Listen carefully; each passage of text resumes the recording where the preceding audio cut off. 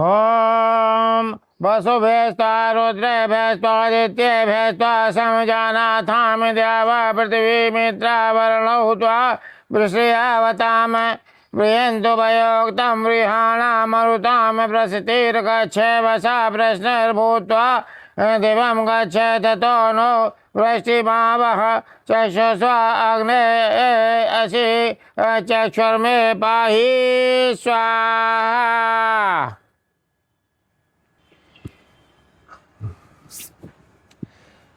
हम लोग अग्नि आदि 8 वसुओं से उस यज्ञ को तथा पूर्वोक्त 11 रुद्रों से पूर्वोक्त यज्ञ को और 12 महीनों से उस क्रिया समूह को नित्य उत्तम तर्कों से जाने। और यज्ञ से ये सूर्य का प्रकाश और भूमि जो उनसे शिल्प विद्या उत्पन्न हो सके उनके सिद्ध करने वाले हों। और सब जीवों को बाहर के प्राण और जीवों के शरीर में रहने वाला उदान वायु है, वे शुद्ध जल की वर्षा से जो संसार सूर्य के प्रकाश और भूमि में स्थित है उसकी रक्षा करते हैं। जैसे पक्षी अपने अपने ठिकानों को रचते और प्राप्त होते हैं, वैसे उन छंदों से पूजन करने वाले हम लोग उस यज्ञ का अनुष्ठान करते हैं। जो यज्ञ में हवन को आहुति अंतरिक्ष में स्थिर और शोभित होकर पवनों के संग से सूर्य के प्रकाश को प्राप्त होती है, वह वहाँ से हम लोगों के सुख के लिए वर्षा को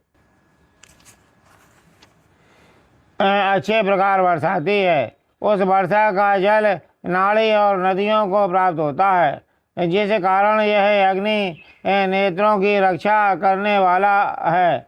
इससे हमारे नेत्रों के बहेले जिस कारण यह अग्नि नेत्रों की रक्षा करने वाला है, इससे हमारे नेत्रों के बाहर भीतर विज्ञान की रक्षा करता है। मनुष्य लोग यज्ञ में जो आहुति देते हैं वह वायु के साथ मेघमंडल में जाकर सूर्य से खिंचे हुए जल को शुद्ध करती है। फिर वहाँ से वह जल पृथ्वी में जाकर औषधियों को पुष्ट करता है। वह उक्त आहुति वेद मंत्रों से ही करनी चाहिए, क्योंकि उसके फल को जानने में नित्य श्रद्धा उत्पन्न होवे। जो यह अग्नि सूर्य रूप होकर सबको प्रकाशित करता है, इसी से सब दृष्टि व्यवहार की पालना होती है।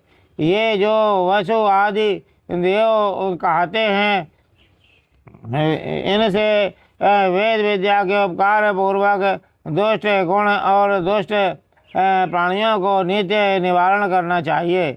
यही सबका पूजन अर्थात सत्कार है। जो पूर्व मंत्र में कहा था उसका से विशेषता करके प्रकरण किया गया है। पूर्णमिदं पूर्णात् पूर्णमुदच्यते पूर्णस्य पूर्णमादाय पूर्णमेवावशिष्यते। ओम सर्वं वै प्रणवं स्वाहा। ओम सर्वं वै प्रणवं स्वाहा। ओम सर्वं वै प्रणवं स्वाहा।